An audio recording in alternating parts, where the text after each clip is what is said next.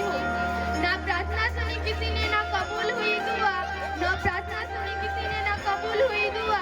कितने हुए दफन, कितनों की सौ से निकला धुआं। इस मिट्टी में न जाने कितना लहू मिला है, तब जाकर यह वतन आजाद हुआ है, तब जाकर यह वतन आजाद हुआ है।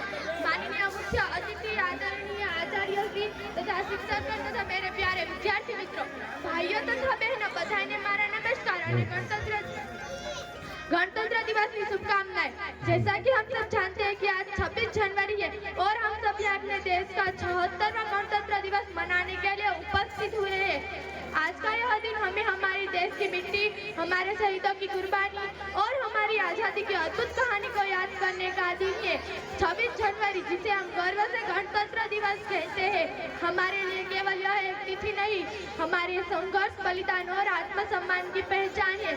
जब हम झंडा लहराकर और राष्ट्रीय गान गाकर इस दिन को मनाते थे, तो शायद ही हम यह सोचते कि इस झंडे की शान के लिए कितने वीरों ने अपना सब कुछ त्याग दिया है।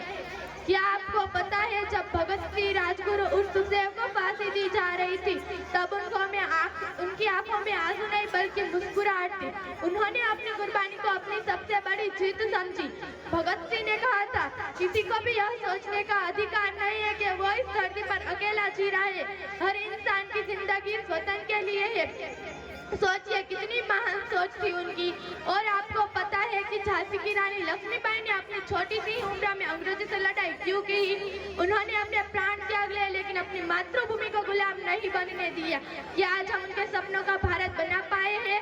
हमारे वीर सपूत मंगल पांडे ने अंग्रेजों के खिलाफ पहली चिंगारी जलाई थी। उस चिंगारी ने पूरे देश में रौनक कर दी थी। क्या आज हम उनके बलिदान का सही मोल चुका पा रहे हैं?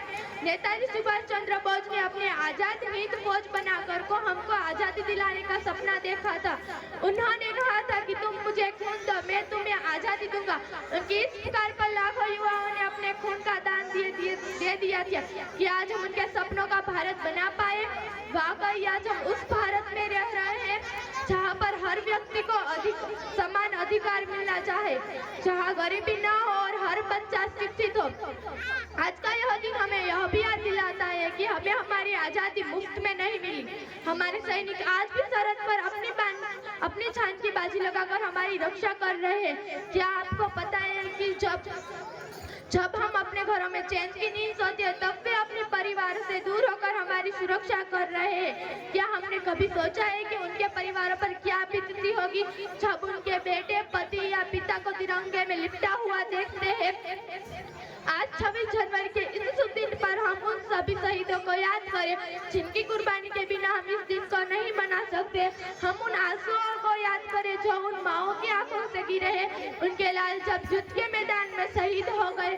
हम उन बहनों की व्यथा को महसूस करें जिन्होंने राखी का त्योहार मनाने के लिए अपने भाई का इंतजार किया, लेकिन वह कभी लौट के न आया। हम उन बच्चों का दर्द समझे जिन्होंने अपने पिता का प्यार खो दिया। हमारा तिरंगा केवल एक कपड़े का टुकड़ा नहीं है, इसमें हमारे शहीदों का खून, उनके सपने और उनकी आत्माएं बसती है।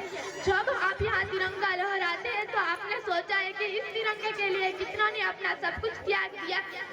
यह वक्त आंसू बहाने का नहीं है, यह वक्त अपनी जिम्मेदारी को समझने का है। यह वक्त उन सपनों को पूरा करने का है जो हमारे वीरों ने देखे थे।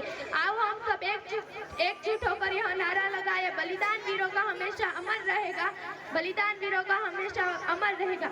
मैं अपने वक्तव्य का समापन एक पंक्ति द्वारा करना चाहूंगी। अगर इस मिट्टी और सोने में किसी एक को चुनना पड़े तो यह मिट्टी होगी। बेशक दुनिया की सारी दौलत तुम्हारी होगी, अगर इस वतन के खातिर नसीब में मौत आई तो वो मौत भी तुम्हारी जिंदगी से प्यारी होगी। अस्तु।